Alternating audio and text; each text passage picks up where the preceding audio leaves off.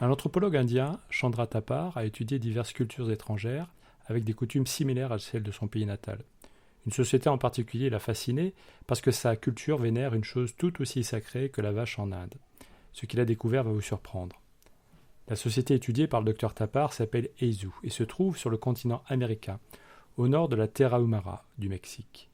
Bien que les Eizú semblent être une société très développée à certains égards, ils sont extrêmement préoccupés par le soin du rack. Le rack ressemble beaucoup au taureau en taille et en force. Dans la culture Eizú, c'est presque une obligation sociale de posséder au moins un rack. Quiconque n'en possède pas est tenu en basse estime par la communauté, parce qu'il est trop pauvre pour en entretenir un correctement.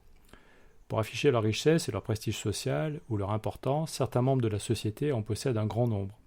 Malheureusement, il arrive que le rack ne soit pas sain et qu'il ne vive pas plus de 5 ou 7 ans. Pourtant, chaque famille investit de grosses sommes d'argent chaque année pour garantir sa forme. Il y a même des spécialistes du rack dans chaque communauté, des fois plus d'un si la communauté est particulièrement grande ou riche.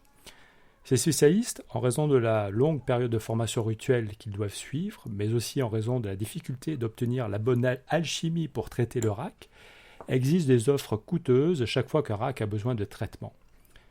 À l'âge de 16 ans, les jeunes de la communauté Eizú subissent généralement un rite de puberté, dans lequel un rack est un élément clé.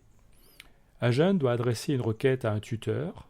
Si le jeune adulte réussit, alors il ou elle est initié aux cérémonies qui entourent les soins du rack et il ou elle est autorisé à passer du temps seul, avec ou même à garder un rack.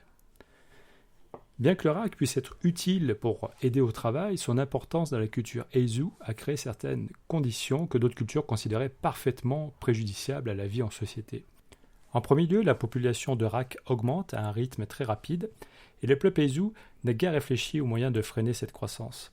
En conséquence, les Eizú doivent construire de plus en plus de chemins pour que le rack puisse voyager en toute sécurité.